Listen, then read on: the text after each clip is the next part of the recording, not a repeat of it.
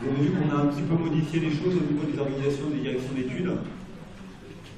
Puisque comme le cours, il n'y avait pas que moi, mais il y avait aussi moi, et je suis même, je crois, le plus en retard, le cours a pris trop d'avance sur les directions d'études.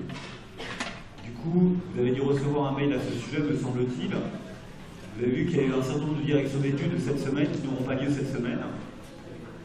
Vous avez compris que demain soir, il n'y aura pas de direction d'études le mercredi, mais qu'elle est repoussée au 5 décembre, au 4 décembre, en 15 jours, d'accord?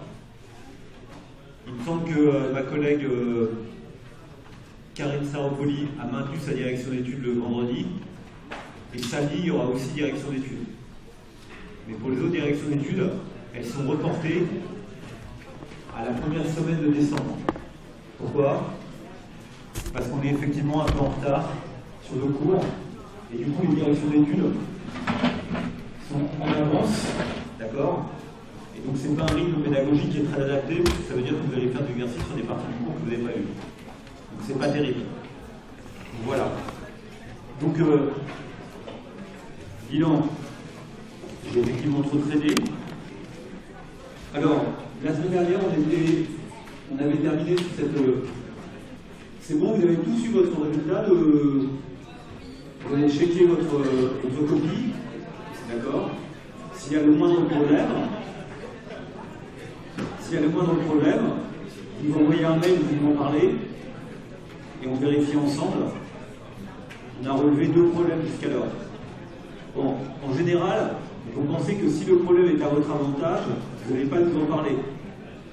C'est logique, non? Donc il y a peut-être d'autres problèmes, mais s'ils sont à votre avantage, vous n'allez pas nous en parler. Je pense qu'il y a assez peu de problèmes en fait, et que ça a assez bien fonctionné. Bon. Donc voilà. Alors, on avait vu cette question des moyennes mobiles, d'accord? Et donc typiquement, vous vous rappelez, vous regardez cette série par exemple, ici c'est le niveau du PIB en volume trimestriel uniquement sur les 14 dernières années. Bon, ça s'arrête en 2014, donc c'est une série qui est un peu vieille, d'accord? Et donc on regarde ce que ça peut donner de mettre une tendance moyenne mobile. On est OK que si là-dessus on avait essayé d'ajuster une tendance linéaire, sans être un grand... évidemment, je ne peux pas faire le travail à la place de Excel, mais en gros, voilà, si on avait posé la question à Excel, qu'est-ce qu'on met comme tendance linéaire, il aurait mis à peu près ça, d'accord? Après, c'est lui qui choisit le A et le B de manière optimale. Là, moi, je viens de le tracer en direct, il aurait mis à peu près ça. Évidemment, une moyenne mobile, c'est une forme de tendance qui va s'adapter à la série. Donc, typiquement, si on prend une moyenne mobile d'ordre 3, on est d'accord qu'on va inclure dedans la donnée précédente à l'observation, la donnée elle-même et la donnée suivante. D'accord? Calculer une moyenne mobile d'ordre 3 ici, c'est impliquer 3 termes, et c'est juste de faire cette moyenne avec des coefficients de 1 tiers puisqu'il y a 3 termes, et bien sûr elle est mobile puisqu'elle va se déplacer dans le temps. Elle est en rouge ici sur le dessin, alors méfiez-vous, je crois que je vous ai montré ça en direction d'études, mais Excel propose de calculer une moyenne mobile, mais le fait de manière très très bizarre. Donc moi là, je l'ai calculé vraiment à la main avec, en recalculant la colonne. Et vous voyez, j'ai trouvé la moyenne mobile d'ordre 3 qui est en rouge. Donc évidemment, plus vous allez augmenter l'ordre de la moyenne mobile, plus elle va apparaître comme lissant la série. Ok? Ça c'est probabilité générale. Par ailleurs, ce que vous voyez, mais on ne le voit pas encore trop, c'est qu'évidemment aussi, quand vous calculez une moyenne mobile, eh ben, elle ne peut pas calculer une moyenne mobile sur toutes les dates. Donc la courbe rouge, elle s'arrête, elle commence après la courbe noire, elle s'arrête avant. D'accord? Pourquoi? Parce que la première année, vous ne pouvez pas le calculer parce que vous n'avez pas l'année précédente. En tout cas, dans les données qu'on vous donne. Donc voilà pour une moyenne mobile d'ordre 3. Si vous augmentez l'ordre, ben voilà, donc cette fois c'est ordre 5, ordre 11. Voilà, je dis fort, d'accord? Donc, vous voyez que si je mets ordre 11, c'est quoi en fait? Ça veut dire que je vais mettre 5 termes après, d'accord? Et 5 termes avant. Donc évidemment, dans ce cadre-là, je vais nettement plus lisser l'évolution. D'accord? J'ai bien, elle est centrée, elle est au milieu de la truc XT pour qu'elle soit bien à un endroit de XT, et c'est 5 termes avant, 5 termes après. Vous voyez qu'au passage, ma moyenne mobile, elle a toujours ici un nombre qui est impair, parce que je veux qu'elle soit centrée. Donc évidemment, je suis bien obligé de prendre 5 avant et 5 après. Si je mettais une moyenne mobile d'ordre 10, bah, le centre ne serait pas en XT. Et donc ça décalerait naturellement la moyenne mobile. C'est pour ça qu'elle est centrée. Donc évidemment, si ici c'est une moyenne mobile d'ordre 11, vous voyez que ce que vous observez aussi, et c'est logique, vous ne pouvez pas la calculer, vous perdez, il y a plein d'endroits où vous ne pouvez pas la calculer. Au début de l'échantillon, vous ne pouvez pas la calculer sur les 5 premiers points, il faut attendre d'avoir suffisamment de points pour la calculer. Et puis sur les 5 derniers, vous ne pouvez pas non plus la calculer. Elle est plus lisse, d'une certaine manière, que la moyenne mobile d'ordre 3. Est-ce qu'elle capture bien la tendance, notamment la crise? Vous voyez, la crise elle est quand même assez profonde parce que même quand on fait une moyenne mobile d'ordre 11, vous ne réussissez pas à l'effacer. D'accord? Vous capturez la crise, et puis vous capturez peut-être quelque chose qui est une forme d'infléchissement de la croissance après la crise. On peut continuer comme ça, d'accord? Je pourrais faire ordre 15, donc c'est 7 avant, 7 après, bah, toujours la même chose à dire. Ok? Et puis là, vous voyez que cette fois, la crise, on a réussi un peu à la gommer, donc genre, voilà, ça ne paraît plus comme étant une crise. Comme une crise, quoi, si, c'est un ralentissement de la croissance, en fait. Donc, vous avez compris que la moyenne mobile, en fait, elle est plus souple. Elle permet de lisser. On va d'autant plus lisser qu'on augmente l'ordre impair. D'accord? Par ailleurs, ce qu'on peut dire aussi, c'est que plus on augmente, évidemment, le nombre de termes impliqués, plus on diminue l'intervalle sur lequel on peut la calculer. Donc, on peut aussi se poser la question du côté opérationnel. Parce que rappelez-vous que la droite linéaire, elle, j'étais capable de la calculer sur tout échantillon. Donc, bon voilà, ça c'est ce que ça pourrait nous donner. Donc, évidemment, c'est ce que dit ça, c'est ce que dit. Utiliser des moyennes mobiles d'ordre impair permet d'écrire des tendances qui sont, de plus en plus lisses au fur et à mesure qu'on augmente l'ordre, sur un nombre toujours plus restreint de dates, évidemment. Okay. Quel est le bon niveau de lissage? Ben, on n'en sait rien. Quel est le ordre de la moyenne mobile? Est-ce que c'est 3? Est-ce que c'est 11? Est-ce que c'est 15? Ben, la réponse, elle est, quand je dis réponse pragmatique, c'est pour dire, je ne sais pas trop. C'est 3 est insuffisant, parce qu'on a l'impression que la tendance est à peine discernable de la série elle-même, donc c'est pas forcément intéressant. 15 est trop grand, qu'elle cela fait disparaître la grande récession de 2008. On dit que si on l'appelle la grande récession, on n'a peut-être pas intérêt à la faire disparaître, je sais pas très bien. 11 est peut-être un bon compromis. Vous auriez pu me dire pourquoi pas 13, pourquoi pas 9. Je n'ai pas de réponse à vous donner. C'est éminemment subjectif. En fait, la question, c'est de savoir ce que vous voulez capturer dans la série. Donc, il n'y a pas de réponse à la question s'il y a une réponse statistique, mais qui n'est pas de notre niveau, quel est le bon ordre? D'accord? Ça dépend vraiment de ce que vous voulez décrire comme phénomène. Oui, vous avez une question? De plus en plus lisse. Vous voyez bien que, on est d'accord que quand vous regardez cette succession-là, quand vous faites juste, bon, une moyenne mobile d'ordre 1, c'est la série elle-même. D'accord? Une moyenne mobile d'ordre 3, c'est-à-dire que vous faites une moyenne. Et en fait, en faisant ça, vous allez rendre les fluctuations de moins en moins fortes. La courbe va être de moins en moins abrupte, de plus en plus lissée. D'accord? Si je prenais à la fin une moyenne mobile uniquement d'ordre maximal, vous voyez que ça serait calculé, en fait, ça serait complètement plat presque. Donc on a cette idée-là que quand on augmente l'ordre, quand vous faites augmenter, l'évolution décrite, elle est de plus en plus lisse. Et c'est effectivement ce que vous observez. Regardez, ordre 3, c'est comme ça.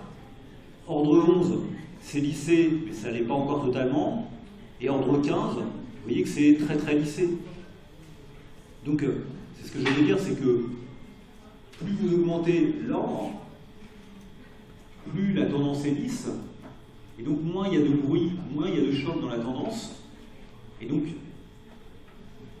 moins il y en a aussi dans le cycle quelque part, puisque, n'oubliez pas que l'écart à la tendance, ça peut mesurer finalement l'état du cycle économique. Dans tous les cas, la tendance est calculée sur un nombre limité de dates, comment la prolonger? Bon, effectivement, si vous avez une technique qui ne vous permettent pas d'avoir la tendance sur les dernières dates, mais c'est quand même une technique qui n'est pas très efficace. Bon, cette critique ne me semble pas forcément très bonne, parce qu'il y a un avantage de la moyenne mobile. C'est que la moyenne mobile, elle est plus souple que la tendance linéaire. Et notamment, elle tient mieux compte des dernières observations. La tendance linéaire, elle donne le même poids, vous voyez, elle est obtenue par le minimum des moindres carrés, par les moindres carrés. On va minimiser la somme des écarts au carré. Elle donne le même poids dans cette minimisation aux données les plus anciennes qu'aux données les plus récentes. Or, si vous voulez aujourd'hui essayer de réfléchir à la tendance de ce que sera fait demain, peut-être qu'il faut mieux regarder ce qui se passe aujourd'hui ou hier que ce qui s'est passé il y a 5 ans. À voir. C'est une question presque philosophique. Oui ?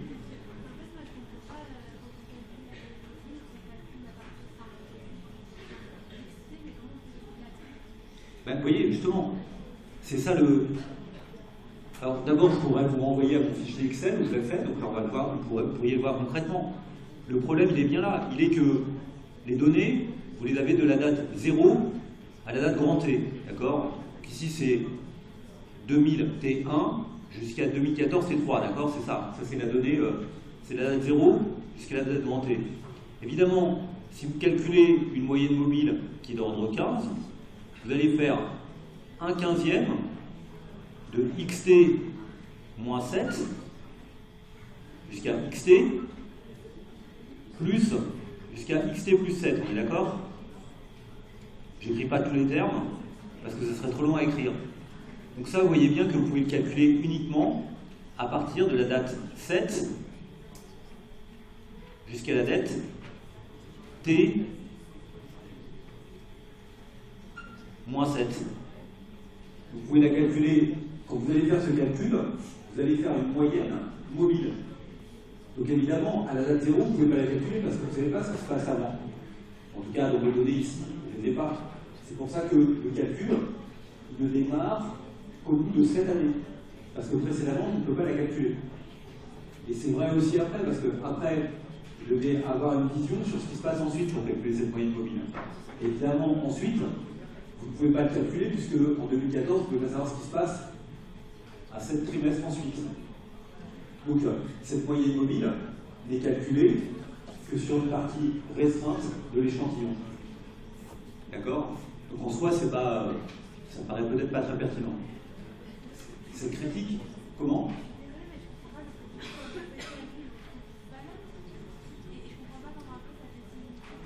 Comment ça quoi?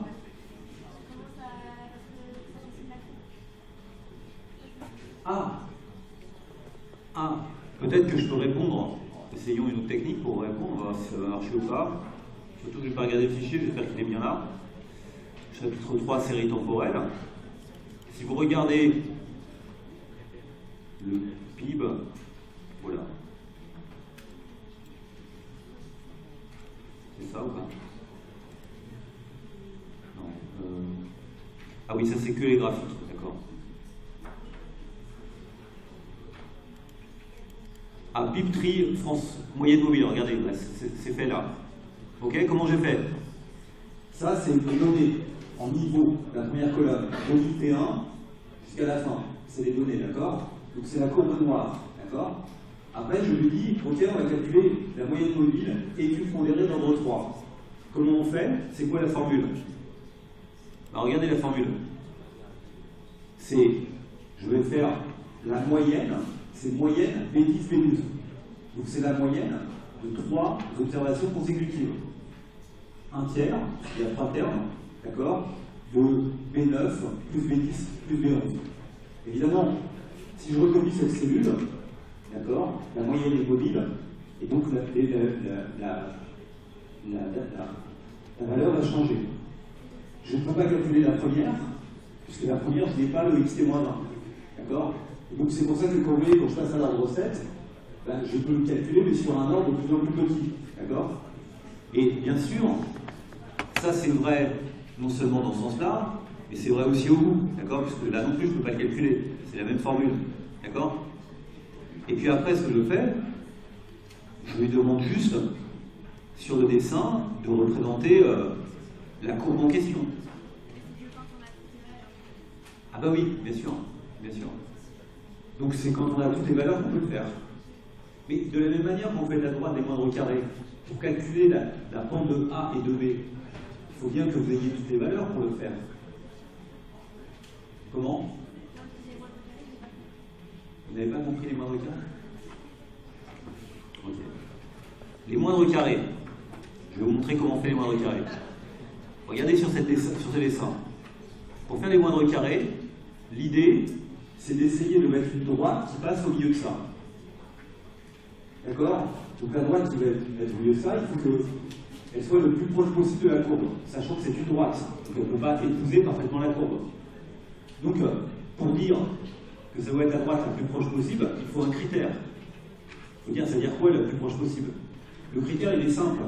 Il est que la droite qu'on va choisir, elle va être telle que la distance qui à chaque date sépare la droite de l'observation soit la plus petite possible. D'accord? Donc il faut que la somme de ces distances soit la plus petite possible, pour que la droite place le plus près possible de chacun des points. Mais elle ne pourra pas passer par tous les points, c'est une droite. Elle ne passe que par 2 points. On ne peut pas la faire passer par tous les points. Donc ce qui compte, c'est mettre une droite qui s'ajuste de manière à passer le plus près possible de tous les points, en sachant que c'est une droite, puisque c'est une droite de régression. Comment vous allez la choisir? Vous allez la choisir de manière à ce qu'elle soit le plus proche possible. Le plus proche possible, c'est-à-dire que la somme des distances soit le plus petit possible. Donc une distance, elle peut être négative ou positive. Elle peut être au-dessus ou en dessous.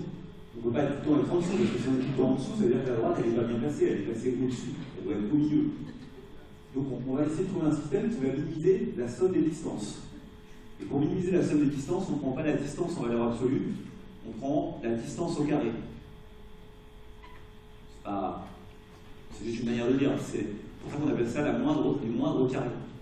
Parce que on va prendre le plus petit possible la distance qui sépare la droite, d'accord, distance au carré, la somme sur qui. On va essayer d'ajuster une droite là-dessus, dans ce sens-là, la droite des moindres carrés. Comment on fait dans la pratique? Dans la pratique, c'est un calcul d'optimisation qu'on devrait faire. Il faut trouver le A et le B, la pente de la droite et l'ordonnée à l'origine, qui rendent ça le plus petit possible. D'accord? Donc ça excède de faire notre classe. Comment je l'ai fait? J'ai cliqué droit sur la série. Donc la série ici, elle est apparue, elle apparaît ici avec ce petit point. D'accord? Et là, vous voyez un truc qui a marqué ajouter une courbe de tendance. Je clique sur ajouter une courbe de tendance, et là, il propose plein de tendances possibles. Exponentielle, linéaire, logarithmique, polynomiale, puissance, moyenne mobile. Moyenne mobile, ça ne trace pas une moyenne mobile. C'est un peu bizarre. Par contre, linéaire, ça marche très bien. Donc je lui dis linéaire. Si j'avais mis exponentielle, il aurait fait le même genre de calcul, mais sans mettre une droite, mais en mettant une exponentielle. D'accord? C'est ce qui vient d'être fait là. On ne voit pas trop la différence d'ailleurs. D'accord? Là, c'est linéaire. Vous voyez, elle a un petit peu bougé. Elle ne bouge pas beaucoup. Hein? D'accord? Et donc, cette droite-là, qui est tracée, elle est telle que la distance qui sépare de chacun des points, la somme de toutes ces distances, non seulement elle est égale à 0, c'est-à-dire qu'on est tout le temps en moyenne, on est tout le temps au-dessus et en dessous, c'est-à-dire que la somme des distances, elle est égale à 0. Elle est telle que la somme des distances au carré est la plus petite possible. D'accord? Et la plus petite possible. La somme des distances, elle est égale à 0. Pourquoi? Parce que vous êtes autant de fois au-dessus qu'en dessous. D'accord? C'est dans le calcul. De quoi? Ouais, on pourrait montrer. On minimise les moindres carrés, d'accord? Et la somme des distances est tout le temps égale à 0. Et que la somme des distances. Et c'est logique. On est d'accord, on ne va pas être systématiquement au-dessus, systématiquement en dessous. Mais on ne demande pas que ça. Ce qu'on veut minimiser, c'est la somme des carrés. Donc le problème, ce n'est pas uniquement de minimiser la somme des distances. Regardez, si vous preniez la moyenne de la série, la moyenne arithmétique, la moyenne de la série, la somme des distances aussi serait égale à 0. D'accord? Donc dire que la somme des distances est égale à 0, ça ne suffit pas. Vous voyez très bien prendre la moyenne, d'accord, et la somme des distances serait aussi égale à 0. Vous voyez bien qu'il y a quelque chose de plus qui est que il ne faut pas simplement que la somme des distances soit égale à 0, même si c'est vrai, c'est vérifié. il faut que la somme des carrés soit la plus petite possible. Et ça, vous ne pouvez pas l'annuler, la somme des carrés. Parce que vous avez des carrés, c'est tout le temps positif un carré, d'accord? Donc que vous soyez au-dessus ou en dessous, ça va compter de manière négative ou positive. Et puis, vous allez me dire, mais c'est quoi le résultat? Il y a un truc à mettre en plus sur Excel, si vous voulez l'avoir, le résultat. C'est, vous voyez ici, ils vous disent définir, afficher l'équation sur le graphique. Donc si j'avais affiché l'équation sur le graphique, eh ben, il m'a mis l'équation, regardez, elle est là. Oh non.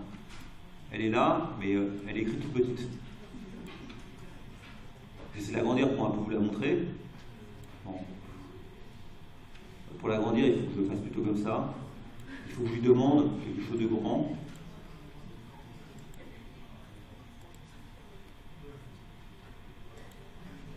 Ok. C'est ça la droite. C'est y égale ax plus b. 1,316x, où x, c'est la date, donc ça va de t égale 0 à t égale je sais combien, plus 441,1, c'est juste pour donner à l'origine. D'accord? Donc vous trouvez la droite des moindres carrés.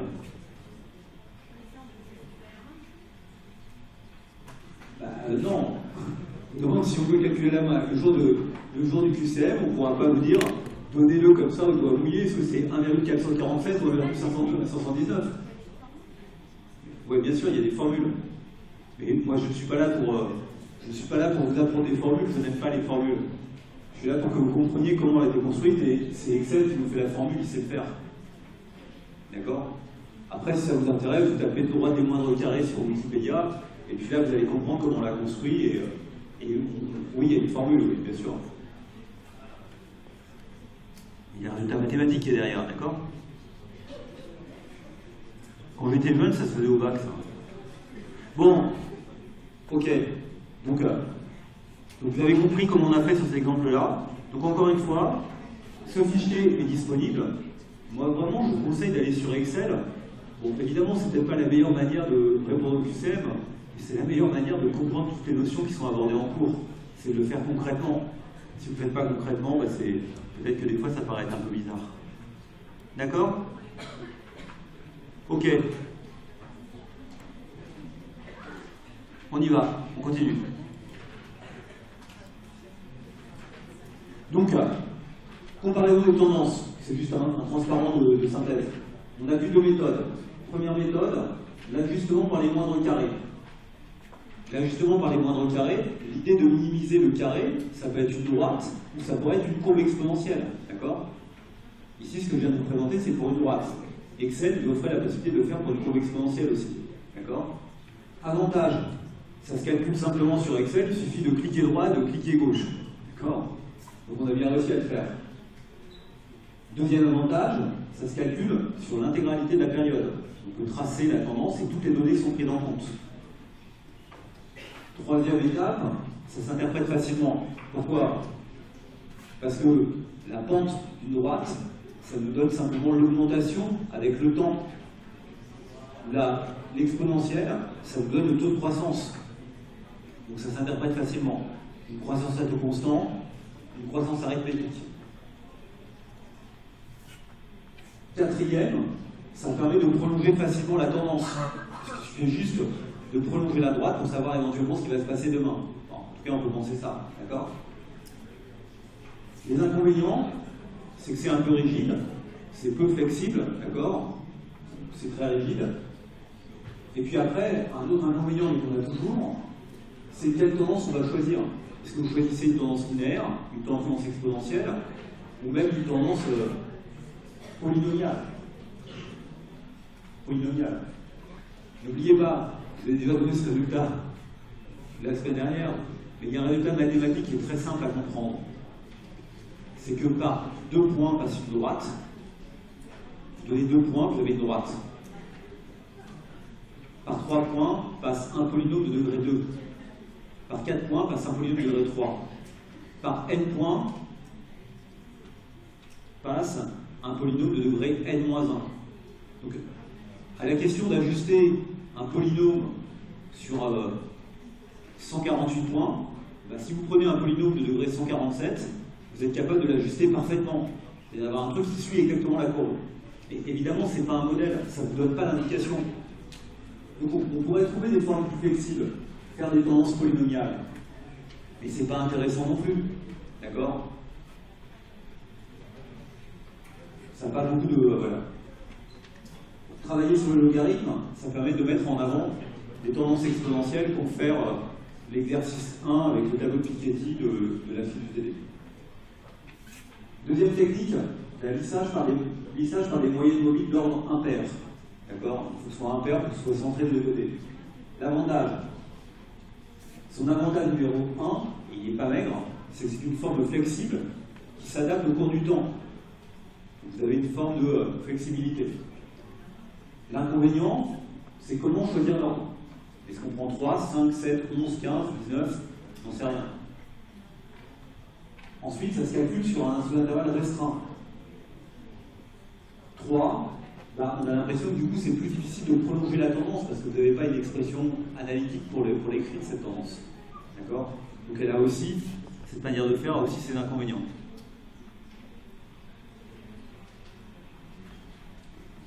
Ces dessins tels qu'on l'a vu, tels que je viens de refaire, je mets bien la moyenne mobile ordre 11, je l'ai mis en rouge. J'ai un ajustement linéaire, c'est celle en noir, ou en bleu, je ne sais pas, et j'ai un ajustement exponentiel. Déjà, l'ajustement linéaire et l'ajustement exponentiel, il faut vraiment regarder à la loupe pour voir la différence entre les deux. Il existe, hein, d'accord? On a l'impression que là, on est en train de... Mais attendez, c'est pas la croissance de budget du CRI, c'est juste la croissance française sur les 14 dernières années. C'est pour ça que c'est très ressemblant. Qu'est-ce qui est le mieux? J'en sais rien. Qu'est-ce qui est le mieux? Je ne peux pas vous répondre. Il s'est passé un événement assez troublant. Est-ce que la crise, c'est une crise comme une autre? Est-ce que c'est un cycle? Ou est-ce que c'est quelque chose qui va venir briser la tendance? Ok? Cette question ne peut pas être tranchée facilement par une analyse statistique. D'accord? C'est une question qui ne peut pas se trancher facilement. Donc il y a une grande incertitude autour de ça. Donc c'est juste un problème de choix de modélisation dans lequel il n'y a pas de... j'ai pas de réponse. D'accord? Pas de réponse à deux. Ok. Décomposition cycle tendance. C'est le dernier point du chapitre. Évidemment, pourquoi cherche-t-on à mettre une tendance? Parce que ce qui nous intéresse, c'est autant la tendance que l'écart à la tendance. L'écart à la tendance. L'écart entre la série et la tendance. Et s'agissant ici d'un pic trimestriel, l'écart à la tendance, il est censé représenter un cycle économique. Lorsque vous êtes au-dessus de la tendance, ici dans les années 2005, visiblement on est au-dessus de la tendance, on est sur un cycle haut. Lorsqu'on est en dessous, on est sur un cycle bas. Et ce que l'on sait, c'est qu'il y a des épisodes dans l'économie dans lesquels durablement on reste au-dessus ou en dessous. Donc il y a des cycles économiques qui durent plus d'un an. Donc on voudrait les caractériser, comprendre leurs ressorts, éventuellement les réduire par des politiques économiques qui sont adaptées. Donc c'est important pour ça, pour motiver des politiques monétaires ou budgétaires, ou plutôt monétaires, de savoir où on se situe par rapport à la tendance, parce que la différence entre la série elle-même et la tendance, c'est le cycle économique. Donc c'est ce que je dis ici. Déterminer la tendance, ça permet d'obtenir l'écart à la tendance. Et l'écart à la tendance, c'est ce qu'on appelle le cycle. Vous voyez que cet écart, ça peut être un écart absolu, Y moins T, 50 milliards d'euros, 30 milliards d'euros, ou ça peut être un écart relatif, c'est-à-dire qu'il se mesure en pourcentage. Vous êtes 1%, 2% en dessous de la tendance. Ok? Donc c'est une question de définition. Pour le PIB, ce qu'on appelle l'écart à la tendance, c'est ce qui est défini en anglais, ils appellent ça business cycle. En français, on va le traduire par cycle des affaires. Le cycle conjoncturel, si vous préférez. D'accord? Le business cycle, le cycle des affaires. Donc, on a cette interprétation. La tendance, c'est le long terme, les évolutions démographiques, la technologie. C'est ce qu'on appelle la croissance potentielle, ce qui peut arriver s'il n'y a pas de cycle économique. C'est ça, hein, comme ça qu'on interprète la tendance. c'est la tendance potentielle, la croissance de long terme. Et puis l'écart à la tendance, c'est ce qu'on appelle l'écart conjoncturel, ou encore le cycle des affaires. On peut définir de deux manières, en fait, cet écart. On peut décomposer la série de deux manières. Un modèle additif ou un modèle multiplicatif. Un modèle additif, c'est expliquer que les cycles sont absolus. 50 milliards ou 30 milliards d'euros de déviation autour de la tendance. D'accord? Dans ce cas, la composante cyclique est un écart absolu. Vous voyez que si vous pensez que la composante cyclique est un écart absolu, je ne sais pas si la phrase que vous avez mis en dessous est vraiment la bonne. Mais c'est un peu bizarre de penser que l'amplitude des cycles soit un nombre absolu. L'amplitude des cycles à l'échelle historique, évidemment, il est lié au niveau de vie, au niveau de PIB de l'économie. Donc on a du mal à croire que le cycle puisse être en quelque sorte absolu. C'est un peu bizarre. D'accord?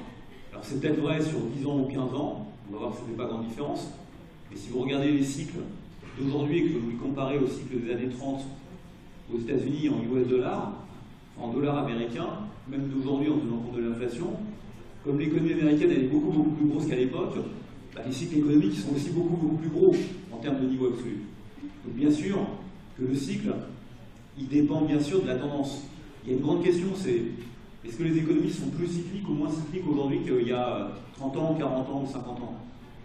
Donc la question de l'amplitude du cycle est importante, mais elle ne doit pas se juger en absolu, elle doit plutôt se juger en relatif.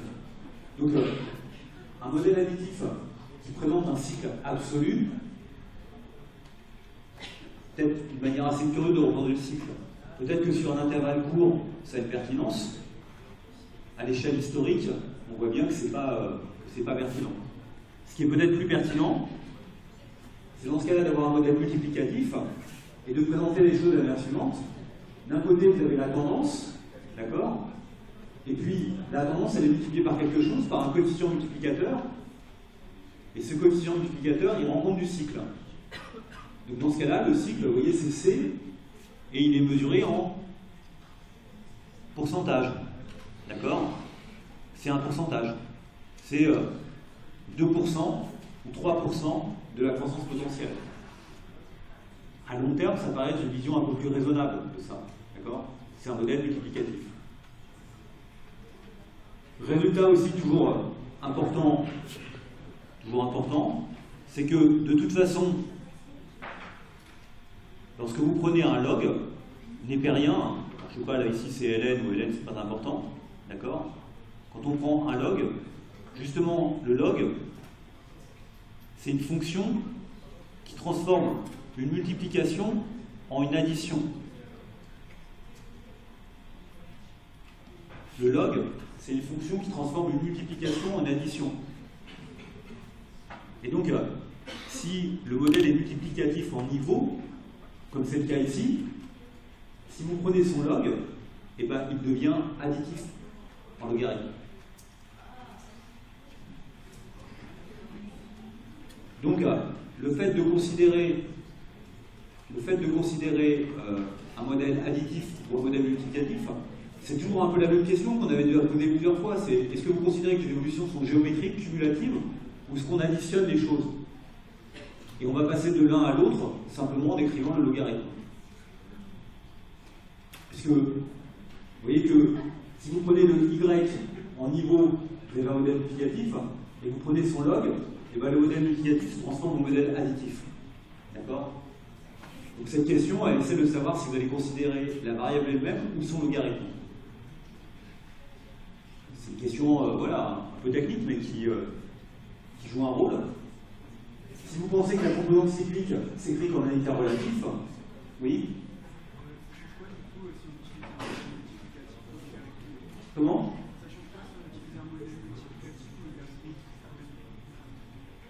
Un modèle multiplicatif logarithmique au résultat. Si on prenait un modèle multiplicatif en log,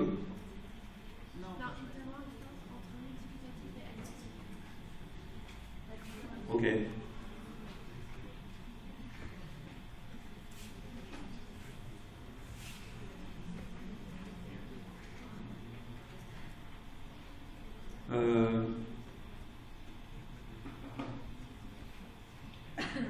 Ça dépend de ce que vous étudiez. Il me semble, d'accord, il me semble que là, j'ai représenté, c'est un cycle en pourcentage sur les données françaises, d'accord. Il y en a un que j'ai calculé avec une tendance linéaire, l'autre avec une tendance exponentielle. La différence entre les deux, elle n'est pas marquée. Pourquoi? Parce que c'est juste étudier la conjoncture française pendant 14 ans, à un moment où il y a peu de croissance. Donc, s'il y a peu de croissance, si la tendance augmente assez peu, la vision qu'on va avoir ne va pas être énormément changée. Je ne sais pas si ça répond à votre question, ça change quoi? Oui, ça change quelque chose. Maintenant, soit vous pensez encore une fois que l'économie elle évolue de manière géométrique, que la tendance, c'est une tendance exponentielle. Dans ce cas-là, il y a une tendance qui augmente comme ça, il est assez logique derrière de mettre un modèle multiplicatif. Soit vous pensez que l'économie elle n'évolue pas, et dans ce cas-là, la question n'est pas très importante. Mais de fait, ce qu'on a observé, c'est que les économies elles croissent de 2% par an, de 1,5% par an. Donc évidemment, l'amplitude des cycles croît à peu près proportionnellement à la manière dont les économies croissent. Dans ce cas-là, vous avez intérêt à étudier en modèle multiplicatif.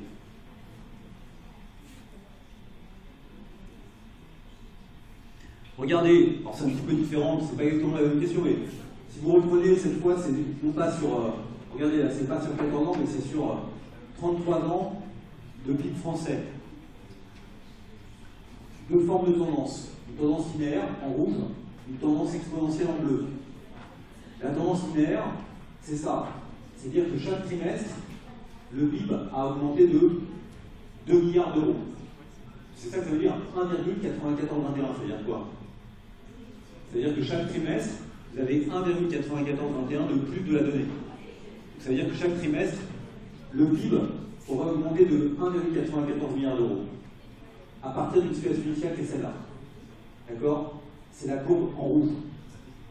Autre manière de voir la tendance, vous dites la tendance, non. La tendance, c'est une tendance à taux constant, elle est exponentielle. Et là, vous dites, elle ressemble à quelque chose qui est l'exponentielle de 0,049t. C'est la courbe en bleu. D'accord? N'oubliez pas que le 0,0049 s'interprète comme le taux de croissance trimestriel. 0,49%. C'est pas irraisonnable, par trimestre. C'est pas annualisé, hein, par trimestre. Maintenant, l'écart entre la tendance et l'autre, c'est le cycle. Quelle différence ça donne sur les données?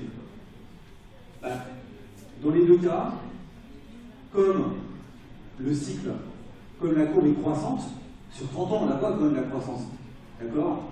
1980, 2013, c'est quasiment multiplié par 2,5. Ok? C'est quasiment multiplié par 2,5 le PIB français. En volume. Donc il est normal que les écarts à la tendance, le cycle soit aussi plus ou moins profond. J'ai représenté ici les écarts en cycle absolu, c'est-à-dire en milliards. J'ai mesuré les écarts en milliards. Donc quand je dis cycle absolu, c'est quoi? C'est C, et c'est égal à YT moins 2T. D'accord? Avec mes deux tendances, la tendance exponentielle, la tendance linéaire.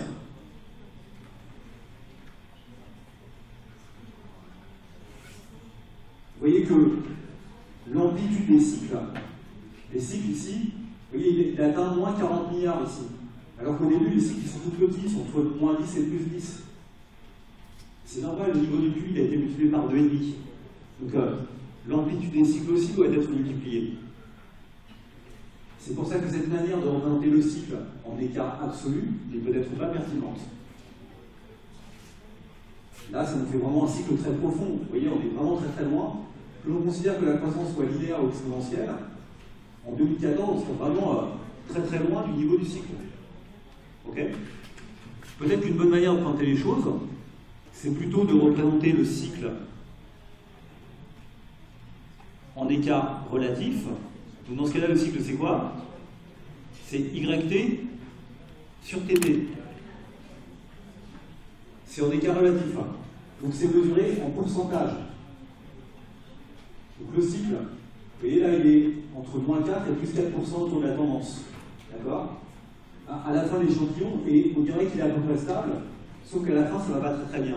C'est dommage, je n'ai pas prévenu, j'aurais dû. Ça fait 3 ans ou 2 ans que je ne renouvelle pas mes données, il va bientôt falloir que j'arrête de faire ce cours. Parce que je deviens fainéant. En fait. Là, on aurait pu voir ce qui s'est passé après. Ok? Mais cette vision du cycle, elle me semble plus raisonnable que la précédente, où on a vraiment l'impression que le cycle s'emballe. Alors que là, bah, le cycle, il reste comme ça, donc, sauf que sur la fin, là, on a l'impression que ça passe profondément sous la tendance. D'accord? Et c'est à partir de la crise, en gros, notre tendance, elle est trop rigide. À partir de la crise elle est là, d'accord? Alors on n'arrive pas, on continue à se dégrader en termes de cycle. On n'arrive pas à redresser. Pourquoi? Parce que la tendance, elle continue, on a l'impression que la crise a cassé la tendance. Bon, ce qui est sûr, c'est que les deux tendances, qu'elles soient exponentielles ou linéaires, donnent des cycles qui sont proches. Donc la question de savoir, c'est quoi le mieux, c'est quoi, c'est de faire une tendance, un cycle absolu ou un cycle relatif, c'est une question presque de philosophie. Et c'est pas une question de philosophie. Vous voyez, si vous pensez aujourd'hui dans les débats actuels est-ce que le fait que la France se stagne, que le taux de croissance soit pas très élevé, est-ce que c'est un problème de cycle ou est-ce que c'est un problème de tendance? C'est une question complètement essentielle sur les politiques qu'il faut mettre en œuvre. Si vous pensez que c'est juste un problème de cycle, dans ce cas-là, faire de la politique monétaire, on l'a déjà fait, mais il faut peut-être faire de la politique budgétaire. Mais si vous pensez que c'est un problème de tendance, c'est un problème structurel sur lequel il faut agir. Donc toute la vision que vous avez de ce qu'il faut faire est modifiée par cette question. Évidemment, il n'y a pas de réponse absolue à cette question. Ok. Mon dernier point, composante saisonnière. Dans ce qu'on a étudié jusqu'alors, en tout cas dans cette évolution du PIB, on avait le PIB en trimestriel, et c'était des données CVS, CJO. Corriger des variations saisonnières, corriger des jours ouvrables. D'accord? On aurait pu étudier des données brutes dans lesquelles il y a des variations saisonnières. Et on l'a vu en direction d'études. Donc, il peut y avoir des variations saisonnières qui sont systématiques, liées au déroulement des saisons ou des jours. D'accord? Imaginez, vous avez un quotidien qui publie tous les jours, le dimanche il vend peut-être moins ou il vend peut-être plus, parce qu'il donne son supplément du samedi. Bon, c'est un effet saisonnier, c'est un effet journalier. C'est le même type d'effet qu'on cherche à modéliser. Donc, dans ce cas-là, vous avez quelque chose qui s'ajoute à ma décomposition, qui est que, au-delà de la tendance et du cycle, vous allez identifier une composante saisonnière. D'accord? Donc, là aussi, quand vous additionnez, quand vous identifiez une composante saisonnière, elle peut intervenir comme un multiplicateur. Dans ce cas-là, on va parler d'un coefficient saisonnier, quelque chose qui vient multiplier le niveau de la série, qui revient chaque année au même moment, ou un effet additif, et dans ce cas-là, vous allez parler, je ne sais pas, d'un effet saisonnier. C'est une question de vocabulaire. L'exemple que je vais vous donner, et vous allez voir que je n'ai pas toujours été... L'exemple que j'ai choisi pour illustrer ça, c'est le prix de la pomme. Donc le prix de la pomme, j'ai mis tous les éléments dans le fichier Excel. Donc les données sont simples. On dispose du prix de la pomme jusqu'en septembre 2018. Bon, en fait, le prix de la pomme d'octobre est sorti il y a une semaine. Et moi, je me suis arrêté en septembre 2018. D'accord? Donc ça, c'est le prix de la pomme qui va de 1,5 € en 1998, au mois de janvier, jusqu'à 3,70 €, me semble-t-il, il y a 2 mois, sur les marchés. Ok? Évidemment que là-dedans, on a l'impression qu'on identifie 3 choses, 3 mouvements. On en identifie facilement 2. D'un côté, il y a l'augmentation continue du prix de la pomme. Et vous comprenez bien pourquoi. Il y a eu l'inflation depuis 1988. Il n'y a pas de raison que la pomme n'augmente pas comme le reste des prix. Peut-être qu'elle augmente moins vite. Il peut y avoir des raisons. mais on a cette tendance de long terme qui est l'augmentation du prix de la pomme.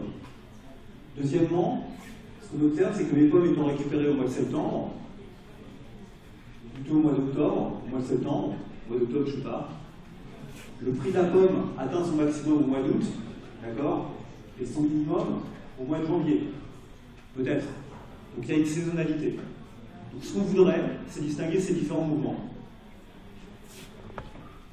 Pour distinguer ces différents mouvements, il y a une manière assez simple de procéder, c'est ce graphique. Tout ça, c'est sur le fichier Excel. Dans ce graphique, j'ai rangé les données de manière un peu différente, en ligne et en colonne. En ligne, j'ai dû mettre les mois, et en colonne, les années. De sorte que pour les 19 années, d'accord, je peux représenter dans cette courbe, vous voyez que la courbe verte, d'accord, c'est le prix de la pomme pendant ces 19 années au mois de février. D'accord? C'est le prix de la pomme au mois de février. 2, c'est le mois de février. 12, en bleu, c'est le mois de décembre. Et ce que vous voyez, c'est que si vous représentez les données de cette manière-là, vous avez compris comment je l'ai construit ce truc. C'est pour chaque année le même mois. Et chaque courbe représente un mois. Et vous voyez que systématiquement, la courbe verte, c'est toujours le prix de la pomme le plus élevé, c'est en mois de février. Toujours. Ces courbes-là, je ne dis pas qu'elles ne se croisent pas, mais elles sont presque parallèles en fait. Après, c'est juste une question d'appréciation. Ça marche bien pour le mois de février, ça doit aussi assez bien marcher pour le mois de septembre ou le mois d'octobre. D'accord? Le mois d'octobre, il est en bleu, c'est un dessous dans lequel il est toujours le plus bas. Ok? Donc, après, ça c'est à vous de regarder, mais ce que l'on voit, c'est qu'il y a une forme de parallélisme. Et ce parallélisme, il est bien le symptôme d'un effet saisonnier. Du fait que les prix sont toujours plus élevés au mois de février par rapport à d'autres mois. D'accord? Il y a une forme de parallélisme. Encore une fois, le parallélisme, il n'est pas exact. Donc ça me fait penser qu'il y a une saisonnalité. Quelle va être ma stratégie empirique? Ma stratégie empirique, c'est d'arriver à quelque chose qui me dit que le prix de la pomme, c'est une tendance plus une saisonnalité plus un cycle. Donc, ce qu'il faut, c'est que je recouvre, que je réussisse à déterminer chacune de ces composantes successivement. OK? Et que je choisisse ensuite un modèle, additif ou multiplicatif. Ici, la construction, elle doit être pragmatique. Je ne vais pas dire, tiens, je prends le modèle machin. C'est qu'en fait, j'ai commencé à travailler, et je vais voir apparaître que c'est pas stupide de prendre un modèle additif ou un modèle multiplicatif. Première chose que je dois faire, c'est trouver une tendance. Franchement, en allant sur Excel, en double-cliquant à gauche, quand j'ajuste la droite des moindres carrés, ce qui est quand même relativement simple pour moi, pas très compliqué, je trouve la droite noire comme tendance. Qu'est-ce qu'elle me dit? Elle me dit que chaque trimestre, le prix de la pomme augmente de 0,38 centimes. D'accord? C'est ça, c'est la pente. En partant d'un prix initial qui est de 1,76 €. Je trouve qu'à l'œil, c'est pas désagréable. D'accord? Je me dis que cette tendance, elle me paraît raisonnable. D'accord? Elle me paraît raisonnable. Une fois que j'ai dit ça, l'élément qui paraît le plus important, c'est celui-là. C'est pas la tendance elle-même, c'est pas ce dessin-là. Ce qui est intéressant, c'est de regarder l'écart à la tendance. L'écart qui est entre ce point-là et ce point-là. Évidemment, là, il s'est passé quelque chose. Je ne sais pas ce qui s'est passé exactement. C'est pas une saisonnalité, ça. Il y a quelque chose qui a augmenté le prix de la pomme, qui a fait exploser le prix de la pomme. Y compris cette année, vous voyez, il y a quelque chose de bizarre au niveau du prix de la pomme. Je ne sais pas, une mauvaise récolte l'année dernière, des gens qui veulent tous manger des pommes, je ne sais pas. D'accord? Quelque chose qui fait monter le prix de la pomme. Une manière de le faire, c'est de regarder l'écart. Je peux très bien mesurer le prix de la pomme, moins la tendance. D'accord? Ça, c'est l'écart à la tendance. Écart absolu. N'oubliez pas que la somme de ces écarts est égale à 0, par construction. On est tout le temps au-dessus ou en dessous. Donc c'est normal que, en moyenne, 0 soit au milieu. D'accord? Et effectivement, vous voyez bien que là, il s'est passé quelque chose en 2013. On était 0,76 centimes, 67 centimes au-dessus de l'écart. D'accord? Là-dedans, il y a deux choses. C'est quoi cet écart de la tendance? D'après mes petits calculs, c'est le cycle plus le jeu des saisons. Est-ce que c'est irraisonnable de raisonner sur cette série? Non. Mais moi j'ai envie de dire, ok, on va travailler sur un modèle additif. On a trouvé une tendance linéaire. On va travailler sur un modèle additif parce que, évidemment, vous voyez les cycles, on n'a pas l'impression qu'ils augmentent en amplitude. On n'a pas l'impression que ça augmente en amplitude. Ok, c'est aussi perturbé là que là. Bon, alors peut-être qu'après, j'ai tort, peut-être que là, en fait, on va se rendre compte qu'il y a quelque chose de nouveau. Il y a cette augmentation-là, mais elle semble être totalement exceptionnelle. Mais globalement, ces variations, elles sont toujours un peu les mêmes. D'accord? Donc c'est pas irraisonnable de travailler là-dessus.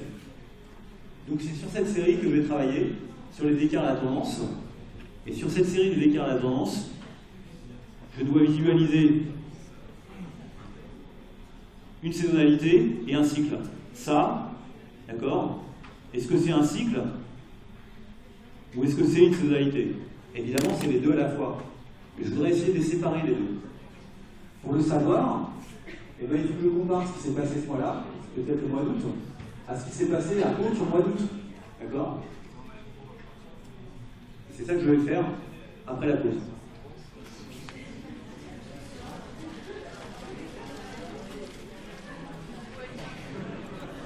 De revenir sur le fichier Excel. Comment j'ai calculé ça? Parce que je pense que c'est comme ça qu'on comprend les choses, un peu de manière un peu intuitive. Mince. Ah mince. Ça y est, là, mon fichier Excel, il est coincé. Il y a des moments comme ça, le Excel se coince. Et là, ça devient une horreur. Parce que du coup, il faut tout fermer, il faut tout réouvrir.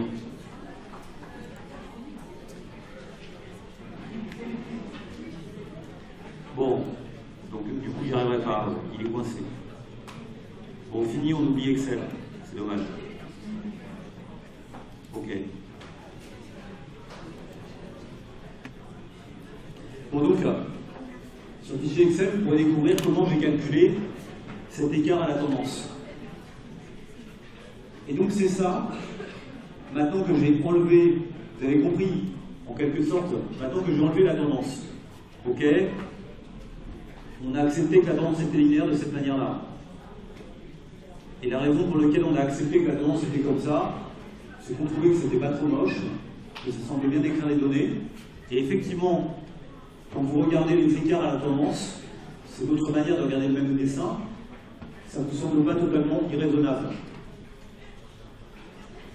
Dans ces écarts à la tendance, il va y avoir des saisonnalités, il va y avoir des saisonnalités, et il va y avoir du cycle. Comment je fais maintenant pour séparer le cycle et la saisonnalité? Le principe il est simple, et on pourra le retrouver sur le fichier Excel, c'est dommage que je n'ai plus accès. C'est que je vais pouvoir faire pareil que tout à l'heure, je vais pouvoir regarder année après année et comparer tous les mois d'août, tous les mois de février. Et donc, ce que je vais faire, c'est que je vais repérer mois par mois la valeur de l'écart à la tendance. Autrement dit, je vais avoir un tableau dans lequel, ici, de manière horizontale, je vais mettre les années, et ici, je vais mettre les mois. D'accord? Donc là, c'est numéroté de 1 jusqu'à 12. Et puis, ici, je vais considérer les écarts à la tendance chaque année pour le mois de janvier, chaque année pour le mois de février. Ça va donner 20 observations. 20 observations. Et ces 20 observations, c'est pas ici, c'est tel mois, mais vous voyez ici, c'est le mois d'août, je crois. D'accord? Je vais mettre les mois d'août successivement les uns derrière les autres. Ok? Et donc là, je vais mettre mes données comme ça, pour janvier, pour février, pour mars, jusqu'à décembre. Et puis, quand j'aurai fait ça, je vais faire la moyenne de ces effets. Je vais faire la moyenne des effets du mois de janvier. À combien au-dessus de la tendance on est en moyenne au mois de janvier sur ces 20 années. Donc, en mettant les données comme ça, en les classant, en mettant les lignes par mois et les colonnes en année, je vais pouvoir faire des moyennes par ligne qui vont me permettre, sur les écarts à la tendance, de mesurer chaque année, chaque mois, pardon, à quelle distance on est en moyenne sur ces 20 dernières années de la tendance. D'accord? Et faire ça, c'est récupérer ce qu'on appelle des coefficients ou des effets saisonniers. Donc vous avez compris comment je procède. C'est vrai que c'est dommage que je n'ai pas Excel, je vais vous montrer parce que je l'ai fait sur Excel. Je mets toutes les données dans un tableau avec en ligne les mois et en colonne les années. Et ensuite, je fais les moyennes par ligne. Et en faisant la moyenne par ligne, je récupère ce qu'on appelle les coefficients saisonniers. C'est la moyenne des lignes. Et je l'ai fait ici sur les écarts à la tendance. Donc n'oubliez pas que la moyenne des moyennes, la moyenne est égale à 0. La moyenne des écarts à la tendance est égale à 0. Donc la moyenne de l'effet saisonnier est aussi égale à 0. Oui?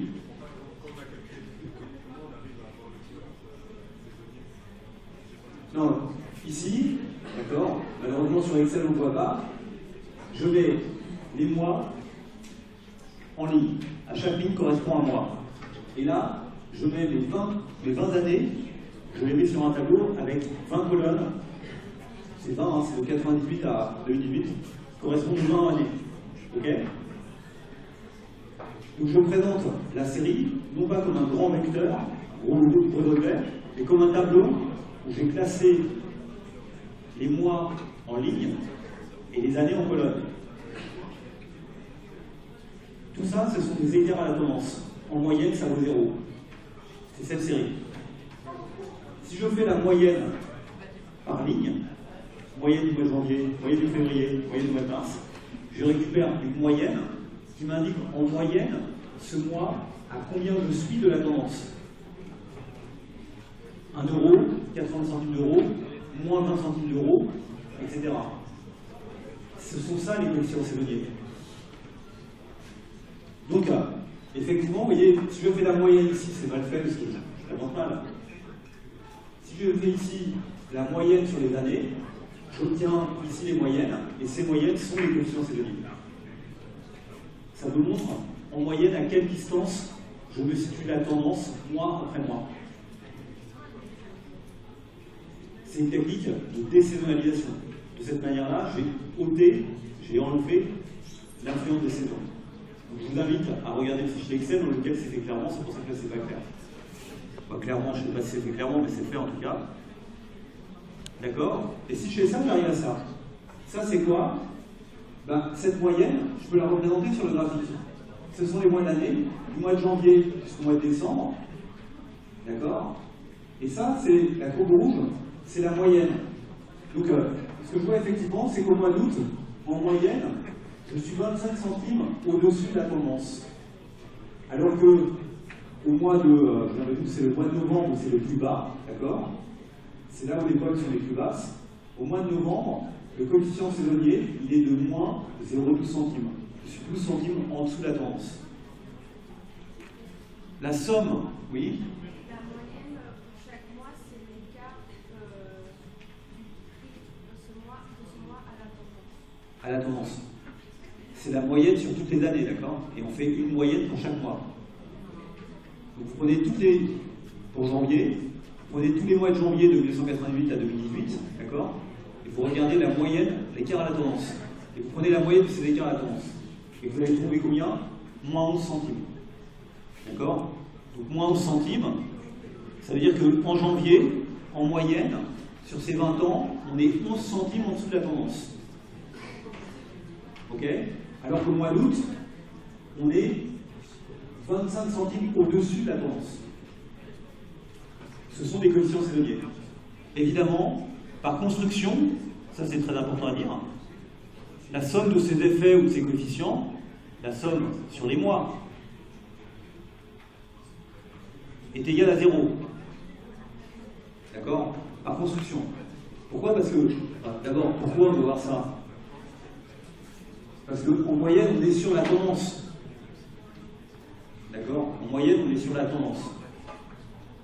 Et donc, évidemment, il va y avoir autant de fois par autant de fois, mais ça dépend, tout dépend de l'amplitude. Mais normalement, la somme de ces coefficients est égale à 0. Ça a été construit de cette manière-là. Et c'est à peu près vrai ici, vous le vérifierez sur mon fichier Excel. D'accord? Ça marche. Donc, voilà comment les choses se présentent. Donc on a effectué la moyenne et on a trouvé l'effet saisonnier sur le prix de la pomme. Donc on l'a fait et effectivement